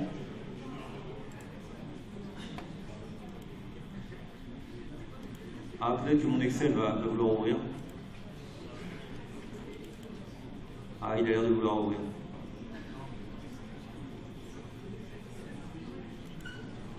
D'accord? Ça, c'est mes données des pommes. Vous pouvez le trouver sur mon fichier. Ça, c'est toutes les données. Vous voyez que j'ai rajouté les données des pommes de cette année, parce que là, j'ai fait l'effort d'aller l'actualiser. Et après, j'ai un tableau, j'ai un truc horrible, dans lequel, regardez, c'est exactement ça, c'est ce grand tableau-là, assez pénible. C'est les écarts à la tendance pour les 12 mois, année après année. OK? Et les effets saisonniers, ils sont là. C'est simplement la moyenne, et c'est marqué là-haut, moyenne L19 à L19 de tout le mois de janvier sur toutes les années. C'est un peu lourd à calculer. Non mais c'est pas très compliqué, il suffit de l'écrire. Et donc j'ai mon effet saisonnier. Ok? Maintenant, qu'est-ce que je peux faire? Une fois que j'ai vu l'effet saisonnier qui est ici, je peux faire quelque chose.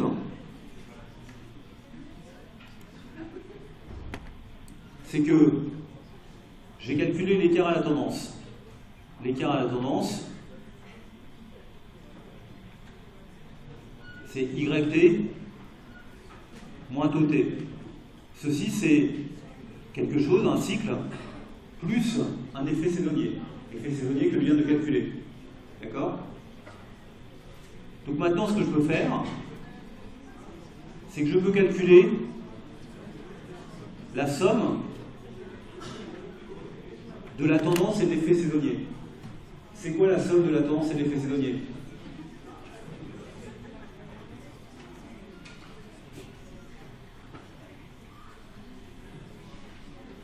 C'est la tendance plus ce qu'on rajoute chaque semestre. Donc c'est égal à... Ouais, non, c'est peut-être pas terrible, je ne vais pas dire comme ça.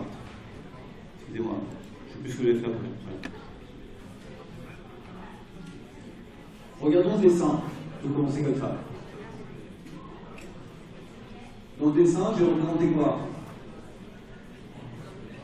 J'ai représenté le prix de la pomme en rouge. La tendance linéaire en noir. La courbe grise, c'est quoi? La courbe grise très régulière, qui se reproduit chaque année. C'est simplement la courbe grise, c'est ce que vous lisez là. C'est la tendance plus la saisonnalité.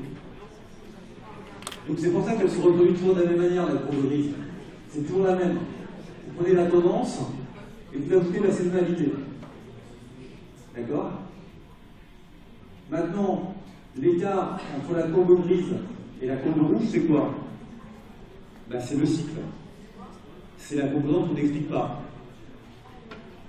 Donc, en utilisant la tendance, en lui ajoutant l'effet saisonnier que je vais calculer par l'effet saisonnier, par la désaisonnalisation, j'obtiens le niveau de la tendance est linéaire, plus la saisonnalité. L'écart entre la courbe grise et la courbe rouge, c'est simplement le cycle.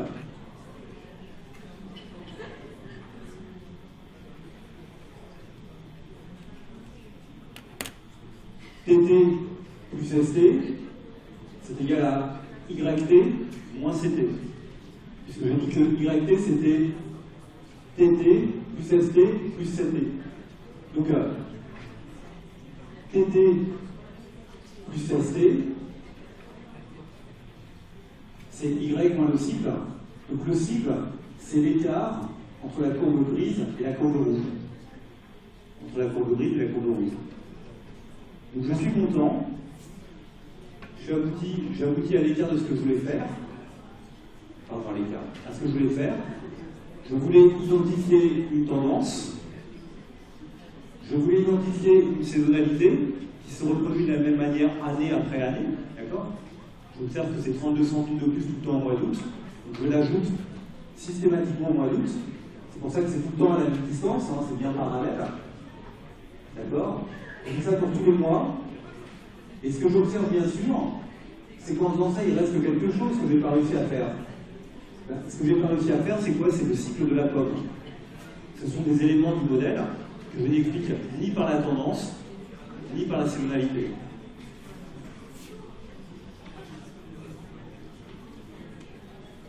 Ce cycle de la pomme, il est là. Cette courbe-là, c'est quoi? C'est la différence entre ce qu'est le prix de la pomme, moins sa tendance, plus sa saisonnalité. C'est l'écart, c'est ce qu'on ne parvient pas à expliquer en quelque sorte. D'accord? C'est l'écart entre la tendance de la pomme, la saisonnalité, et son prix réel. Donc, vous voyez que on peut peut-être avoir l'impression que c'est effectivement une sorte de cycle. Vous voyez que par exemple, entre 2000, 2001 et 2006, la pomme a tout le temps été au-dessus de sa tendance, même en tenant compte de la saisonnalité.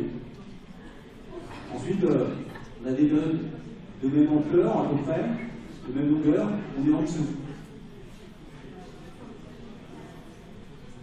Jusqu'à l'année dernière, il semblait ne pas se passer grand-chose sur les 5 dernières années.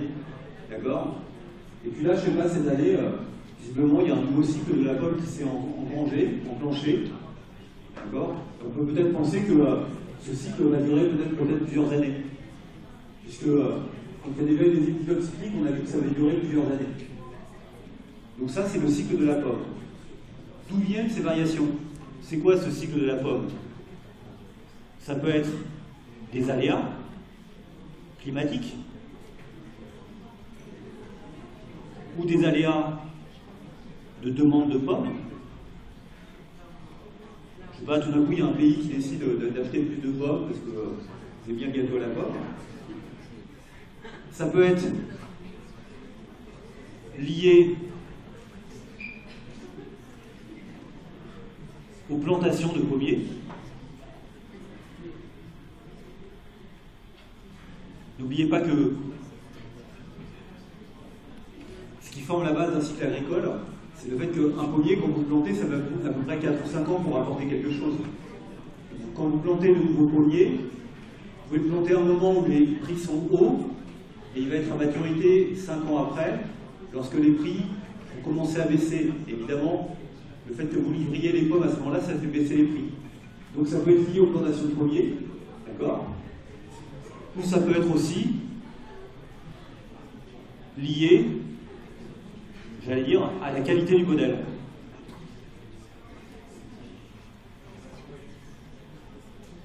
Puisque pour construire cette décomposition, on a fait des hypothèses. On a supposé que la tendance était linéaire.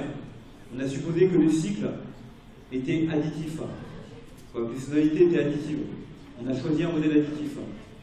Évidemment, on a fait des choix de modélisation, et ces choix de modélisation influent sur ce qu'on trouve à la fin. D'accord? Donc, la forme de ces cycles, elle est aussi liée au choix de modélisation qu'on a fait. Alors, pourquoi on fait tout ça? On fait tout ça, et ce sera la fin du chapitre. On fait tout ça parce que on veut faire de la prévision du prix de la pomme. Donc, on dispose des données jusqu'en septembre 2018, d'accord? Et ce qu'on voudrait, c'est prévoir le prix de la pomme en octobre 2018, en novembre 2018 et après. Donc, la raison pour laquelle on effectue cette décomposition, c'est qu'on voudrait faire des prévisions du prix de la pomme pour le futur. Précisément pour savoir si on doit planter des pommiers aujourd'hui ou pas. Comment vous pouvez prévoir le prix de la pomme en octobre?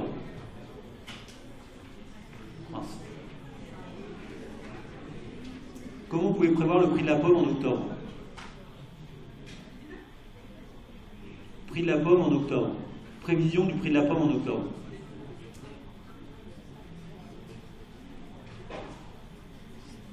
Ben, vous voyez que chaque année, chaque mois, le prévision du prix de la pomme en octobre, vous voulez la faire en utilisant toutes les données que vous avez à disposition jusqu'en septembre 2018. Comment vous allez prévoir ce prix de la pomme? Une manière de le faire, on peut voir deux manières de le faire. Et en fait, il n'y en a qu'une pour mettre en avant. Vous pouvez dire, le prix de la pomme en octobre, il faut que je tienne compte de la tendance. Donc, je sais que chaque mois, le prix de la pomme augmente de 0,4 centimes. Donc déjà, il y a une tendance qui fait que le prix de la pomme va être un peu plus fort que le mois précédent. C'est la première composante. Deuxième composante, vous savez très bien qu'en octobre, il y a un effet saisonnier. Alors il est peut-être peu marqué en octobre, peut-être pas très intéressant. Bah si, regardez. Ok. Le prix de la pomme, entre le mois de septembre et le mois d'octobre, il descend chaque année depuis 20 ans de 25 centimes d'euros. D'accord? Puisque l'effet saisonnier en septembre est de plus 13 centimes et l'effet saisonnier en octobre est de moins 10 centimes. Donc quand vous passez de septembre à octobre, vous observez depuis 20 ans que le prix de la pomme baisse de 25 centimes d'euros. Donc si vous voulez faire une prévision, il faut que vous teniez compte de ces deux éléments. Un, le fait que ça va monter parce qu'il y a une tendance, ça augmente très peu, de 0,4 centimes. Deux, et c'est beaucoup plus important, le fait que quand vous passez du mois de septembre au mois d'octobre, vous observez dans les années précédentes que le prix de la pomme a baissé de 22 centimes d'euros. Donc pour faire une prévision du prix de la pomme, ce que vous allez faire, c'est que vous allez dire que le prix de la pomme en octobre 2018, c'est 1, la tendance au mois d'octobre 2018, plus l'effet saisonnier propre au mois d'octobre. D'accord? Et l'effet saisonnier, il est propre au mois d'octobre de toutes les années. Donc, je le note S10 pour signifier que c'est bien le coefficient saisonnier.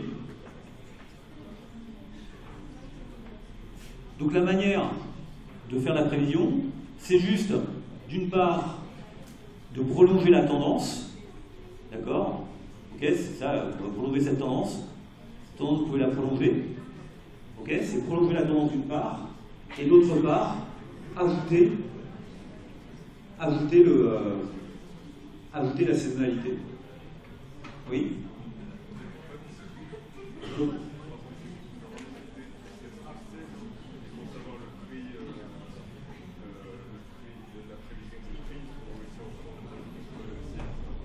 alors, c'est une très bonne question. Le C, j'ai appelé ça le cycle, mais en fait, dans mon approche, le C, c'est quelque chose que je ne peux pas prévoir. Je l'ai laissé comme étant quelque chose que je ne peux pas prévoir. Peut-être que ce que vous voulez me faire remarquer, c'est qu'en fait, le cycle, il n'est pas si imprévisible que ça. Et que, si on regarde de près ce cycle, on se rend compte que ce n'est pas des variations comme ça. C'est des variations qui durent quelquefois. Et que là, quelque part, on se dit qu'on a peut-être entamé un cycle positif de la pomme. Et ça, dans mon exercice de prévision, on n'en tient pas compte.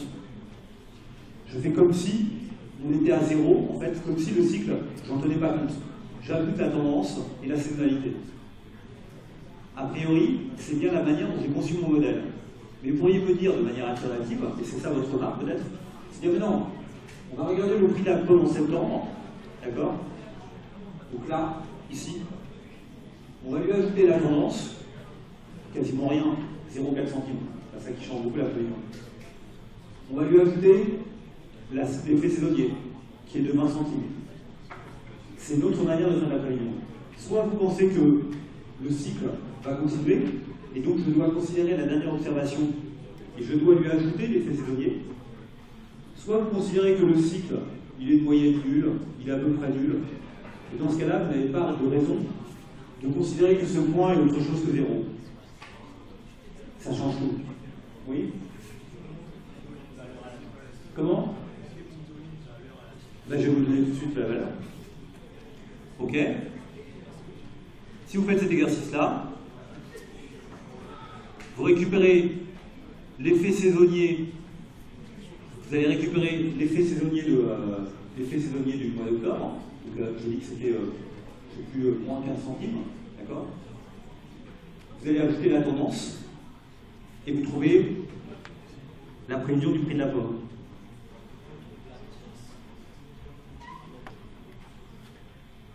Comment vous trouvez la tendance? La tendance, c'est ça. C'est la tendance, c'est 0,0038T plus 1,7634. Le T qui est là, d'accord? 1998, ça correspond à T égale 0. D'accord? Et ensuite, de 1998, janvier, jusqu'à septembre 2018, il y a combien de mois? Il y a 253 mois. Donc ça, c'était égal 0. Et là, c'était égal 252. Ça va de 0 à 252. Il y a bien 253 mois. Et bien, septembre, octobre, c'est le 254e. D'accord? Donc, la tendance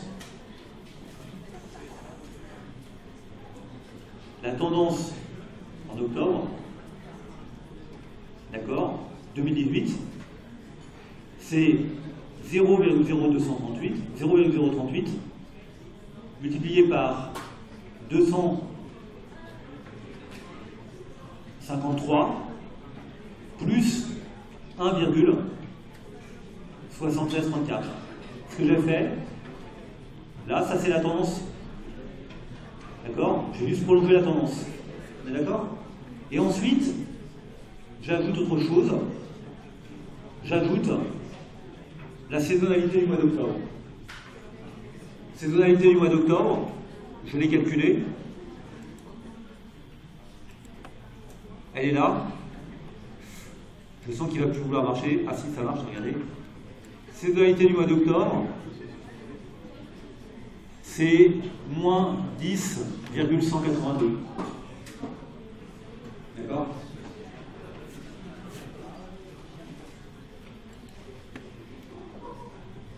Et ça vaut moins 10,182. Pourquoi, mademoiselle?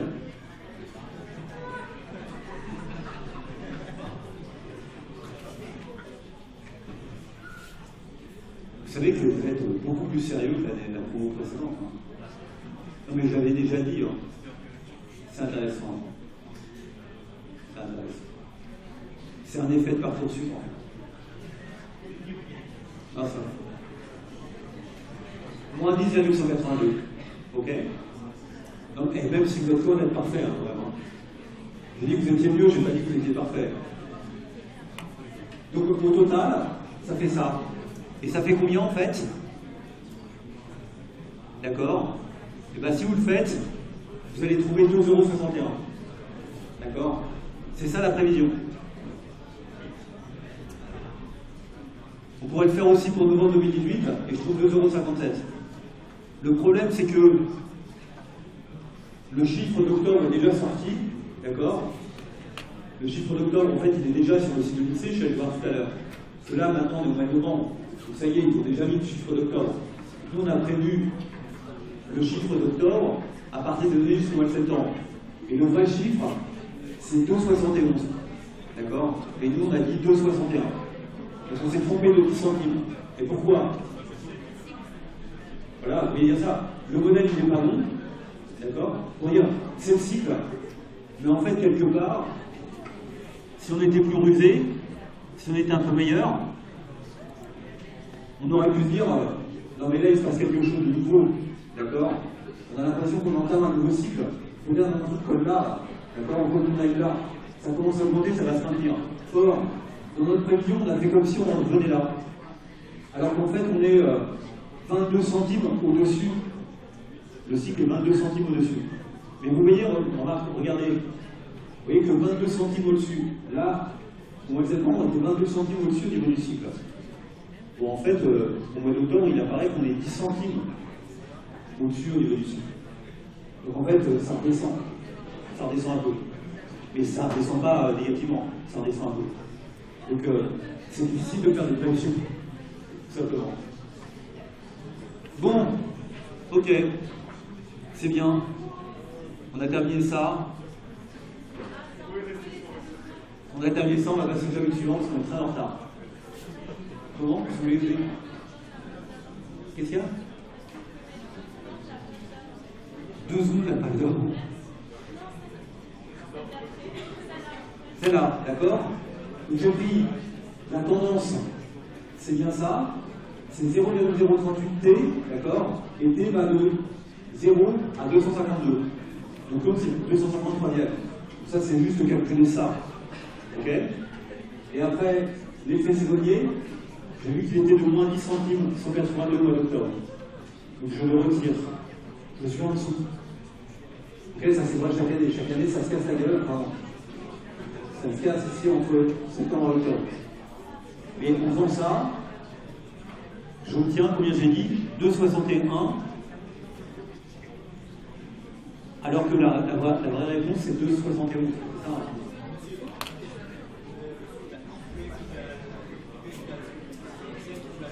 Comment?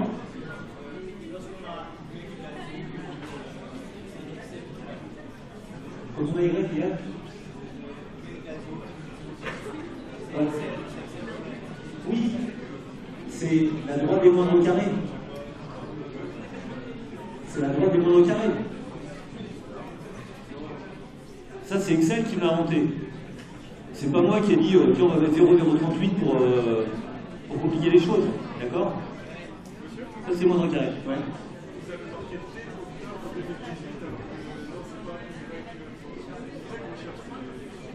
Non mais c'est bien la tendance. Je prends la tendance en octobre 2018. Et le 2018, ça correspond à un indice de temps qui est 253. Parce que je vais de 0 jusqu'à... J'ai 12 mois par an, donc ça fait 253. Donc ici, c'est 0,038 multiplié par 253 plus ça. Ça, c'est la tendance, c'est ce niveau-là. Et après, j'ajoute l'effet saisonnier. Donc je le retranche parce qu'il est négatif. Ok. Non mais attendez, je crois que vous êtes les seuls à ne pas avoir compris. Hein. Vous êtes les seuls à ne pas avoir compris parce que tout le monde est en train de discuter. Donc comment je fais, moi? D'un côté, j'ai des élèves qui ne comprennent pas, et de l'autre côté, j'ai des élèves qui ont tout compris, qui ont tout fait autre chose. Comment faire dans la vie? Ouais, on s'aligne sur les meilleurs, on continue. C'est une philosophie de vie, ça. Bon, allez. Non, parce que, après, Patricia Vanetti, elle me dit que je suis tout le temps en retard. Chapitre 4. On y va. Donc ça, je pourrais dire que j'ai commencé le chapitre 4. Ok. C'est un chapitre qui est très important. On a 3 séances pour le faire. Franchement, ça paraît raisonnable. Je vous annonce tout de suite que le 1, 2, 3, le 4 décembre, je ne serai pas là. Donc soit je trouve quelqu'un pour me remplacer, mais dans ce cas-là, je vous envoie vraiment quelqu'un de qualité. Soit je trouve personne, dans ce cas-là, il faut le donner à la fin, mais ça voudra dire qu'on aura encore plus de temps.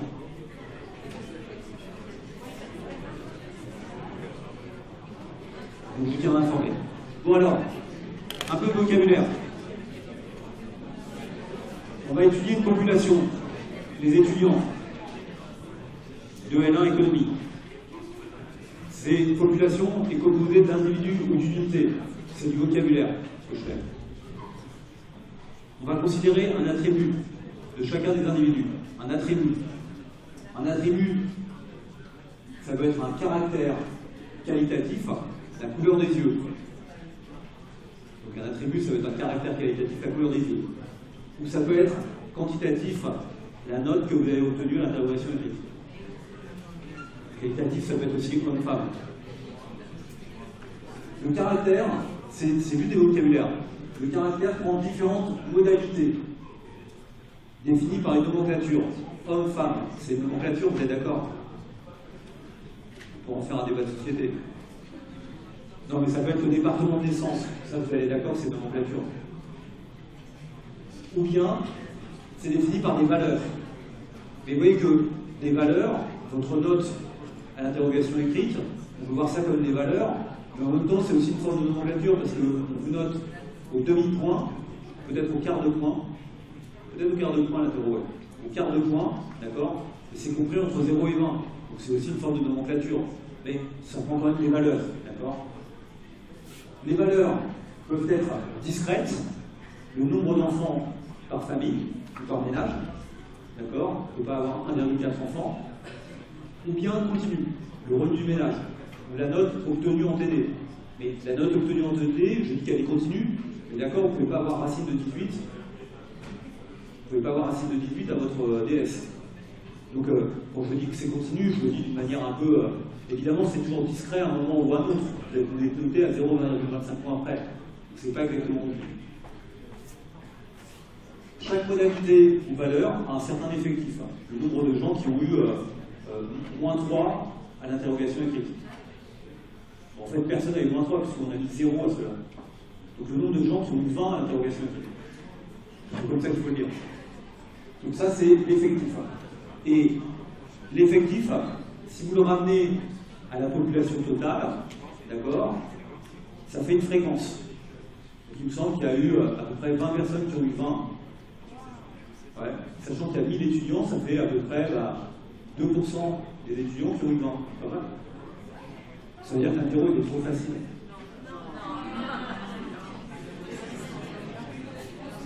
Mais non, j'ai pas dit que 20 c'était trop. Bon, d'accord? Donc tout ça, c'est du vocabulaire. Donc c'est ce vocabulaire que je vais utiliser, d'accord? C'est pour ça que je l'ai mis en gras pour qu'on soit d'accord sur les termes. En général, pour décrire... Oula, ça va pas ça. Non, ça va pas du tout. Ça c'est pas bien centré du tout. Pour décrire une distribution statistique, comment je vais décrire les choses? J'ai représenté la population qui est composée de n individus. De n unités, comme vous voulez, c'est pas important de savoir ces individus, des unités, on a tout ça, je sais pas. Chaque individu possède un caractère x, le note en gras, qui peut prendre k valeurs discrètes, d'accord, ou modalité. Là, je le fais lorsque on parle de valeurs discrètes ou de modalité. Donc dans ce cas-là, ce que je vais faire, c'est que je vais simplement représenter en ligne les différentes valeurs possibles. Donc une note qui va de 0 à 1, ça fait 80 modalités à peu près, hein. 0, 0,25, 0,5, 0,75, d'accord, jusqu'à 1. Et puis, je vais représenter après, sous chaque modalité, une valeur, les effectifs, d'accord. Donc les effectifs, si j'ai k classes, donc pour les notes, ça sera 80, me semble-t-il. Toujours, il faut compter les couteaux et les intervalles. Si je note à 0,25 points près, d'accord, ça fera 80 possibilités. Je vais représenter ces 80 possibilités avec 80 colonnes. Et dans chacune, je vais mettre le nombre de gens qui ont obtenu 5,75. D'accord, ou 6, ou 20. Et ça va partitionner toutes les notes possibles. Et évidemment, le total des effectifs, ça sera la population totale, ça sera n. Parce qu'un même étudiant ne peut pas avoir 5 et 12. D'accord? Et puis, la dernière ligne, et c'est dommage qu'elle est mal représentée ici, c'est ce que j'appelle les fréquences. D'accord? La fréquence la fréquence correspondant à I, c'est simplement l'effectif rapporté à la population totale. 2% de la promotion a eu 20 à l'interro. D'accord? On appelle la fréquence. Là, je viens de représenter par ce tableau une distribution statistique à une dimension, un seul caractère. Je n'ai mis que les notes. D'accord? Je n'ai pas considéré d'autres attributs des individus. J'aurais pu considérer leur série de bac, je sais pas quoi, la mention qu'ils ont obtenue à leur bac, leur sexe, la couleur de leurs yeux, n'importe quoi. C'est une statistique à une seule dimension, parce que je ne regarde que la note, et pas autre chose. Après, on pourra peut-être faire des sous-populations, on verra peut-être un peu ce qui se passe. Mais c'est ça qu'on va étudier dans ce chapitre. Donc c'est du vocabulaire. Donc vous voyez, les caractères, là, ils peuvent prendre leur valeur de I égale 1 à K. D'accord? Bon. Ok. Exemple, on va commencer par la distribution d'un caractère qualitatif. Donc qualitatif, c'est quelque chose qui résulte d'une nomenclature. Typiquement, une modalité non mesurable. Exemple, la profession et catégorie socio-professionnelle. Il y a 8 catégories et vous appartenez nécessairement à une catégorie, puisque l'idée de la nomenclature qui a été faite, c'est que tout le monde se retrouve quelque part. Par exemple, si vous êtes un membre du clergé, vous êtes où? Le clergé, vous le mettez où? Dans les professions intermédiaires? Le clergé, vous savez ce que c'est le clergé? Ok. Non, je vous demanderai où vous mettez le clergé, je ne sais pas très bien où vous le mettez. Bon, c'est pas un bon exemple. C'est la population en emploi. Je ne sais pas s'ils considèrent que le clergé n'est pas en emploi. C'est un emploi quand même, c'est une vocation peut-être. Bon alors, si vous êtes étudiant, vous n'êtes pas parce que vous n'êtes pas en emploi.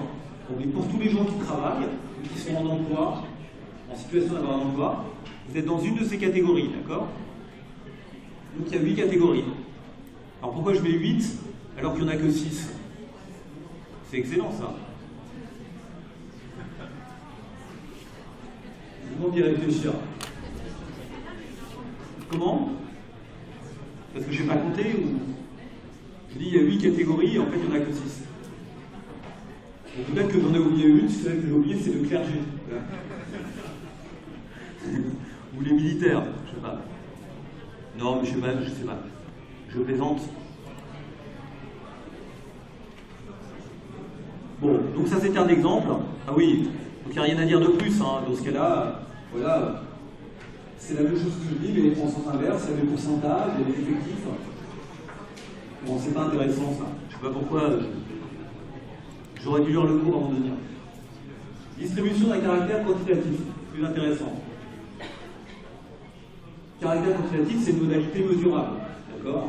Donc, vous avez 5 ou vous avez 6. Donc, déjà, il ne faut pas qu'il y ait de condensation. C'est une valeur numérique, et c'est ce qu'on appelle des fois aussi une variable statistique. Le mot là-dedans important, c'est la variable. Parce que les variables, elles prennent différentes valeurs. C'est ça une variable en latin. Ça prend différentes valeurs. C'est variable. Cette variable, elle peut être discrète, et ça, j'ai déjà expliqué. On dit discrète ou discontinue. C'est pour ça qu'il y a beaucoup de vocabulaire. Discrète et discontinue, c'est une variable qui, par nature, ne peut prendre que certaines valeurs sur l'intervalle de variation. Typiquement, un nombre entier. Donc ça peut être le nombre d'enfants ou le nombre de véhicules possédés par un ménage. Je ne peux pas en avoir 2,2, d'accord? Il y en a 1, 2, etc.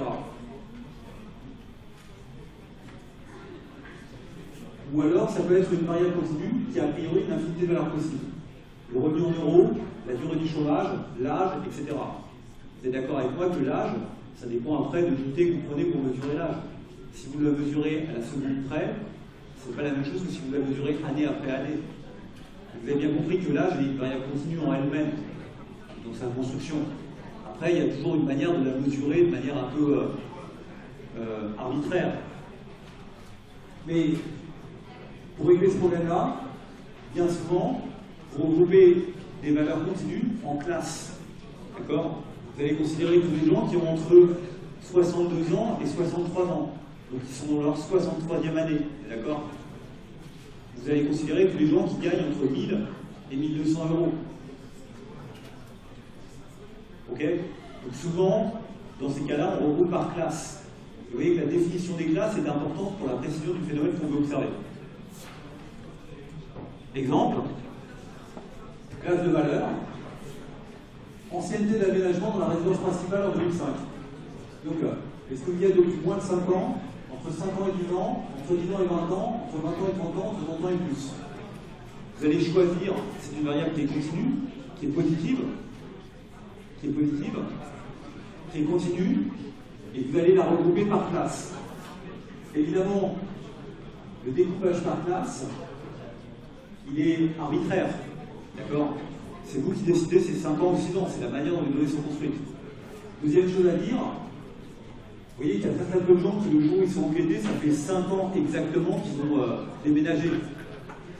Mais ça peut arriver. Donc quand on définit la classe, une question c'est de savoir si c'est moins de 5 ans ou égal à 5 ans, ou si c'est moins de 5 ans strictement. Ce n'est pas une question très importante. Si vous demandez aux gens combien ils gagnent, et que vous faites des classes avec 2000, 2500, si vous tombez sur quelqu'un qui gagne exactement 2500,00, ça peut arriver, mais c'est pas de chance. D'accord? Dans ce cas-là, il suffit juste, par arbitraire, de dire c'est moins de 5 ans strictement, ou c'est égal ou inférieur à 5 ans. Ici, en mettant un intervalle fermé de ce côté-là et ouvert de l'autre côté, j'ai dit c'est moins de 5 ans strictement, entre 5 ans et 10 ans strictement, etc. C'est une manière un peu arbitraire de dire les choses. Ok? Ce qu'il faut, c'est que les classes soient exclusives l'une de l'autre. C'est qu'un même individu ne puisse pas être dans 2 classes à la fois. D'accord? C'est ça la question la plus importante. C'est que quand vous faisiez la somme de tous les ménages, et bien cette somme arrive au nombre de ménages total. D'accord?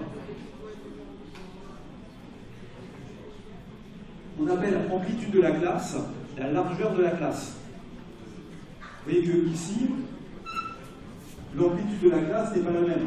5 ans, 5 ans, 10 ans, 10 ans.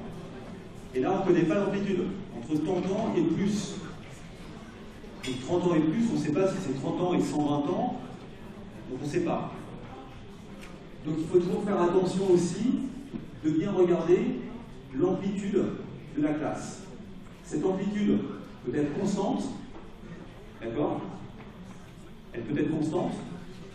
C'est le cas si je regroupe tous les étudiants qui ont entre 0 et 1 m'ont compris, entre 1 et 2, d'accord? Etc. etc. Vous faites attention parce que vous voyez que si je regroupe tous les étudiants qui ont entre 0, regardez pour les notes, c'est un problème. Les notes vont de 0 à 20, d'accord?